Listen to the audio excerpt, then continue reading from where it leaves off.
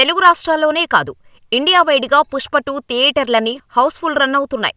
అయితే ఈ సినిమా వసూళ్లు చూసి దొంగలు ఓ ప్రాంతంలో కుట్ర పన్నారు.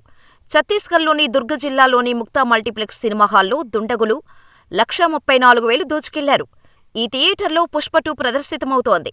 మంగళవారం తెల్లవారుజామున 4:30 గంటల సమయంలో ఇద్దరు ఆగంతకులు సినిమా హాల్లోకి ప్రవేశించారు. ముందుగా సెక్యూరిటీ గార్డును కొట్టి ఓ గదిలో బంధించారు. అనంతరం లాకర్లోని 1,34,000 దోచుకొని పరారయ్యారు. ఈ ఘటనపై సమాచారం అందిన వెంటనే పోలీసులు ఘటనా స్థలానికి చేరుకొని దర్యాప్తు ప్రారంభించారు. అక్కడ అమర్చిన సీసీ కెమెరాల డీవీఆర్లను కూడా దుండగులు ఎత్తుకెళ్లినట్టు సినిమా హాల్ మేనేజర్ తెలిపారు. అయితే ఘటనా స్థలంలో పగిలిన డీవీఆర్ లభ్యం కావడంతో దాన్ని సరిచేసి ఫుటేజీని వెలికితీసేందుకు ప్రయత్నాలు చేస్తున్నారు. ఫుటేజీలో ఇద్దరు యువకులు ద్విచక్ర వాహనంపై వస్తున్నట్టు పోలీసులు గుర్తించారు. వారిని గుర్తించేందుకు ప్రయత్నాలు జరుగుతున్నాయి. ప్రస్తుతం 'పుష్ప-2' చిత్రం 'ముక్తా ఏ2' సినిమాలో నడుస్తోంది. థియేటర్లో అన్ని షోలు హౌస్ఫుల్గా నడుస్తున్నాయి. ఆ కారణంగా మంచి వసూళ్లు వచ్చాయి.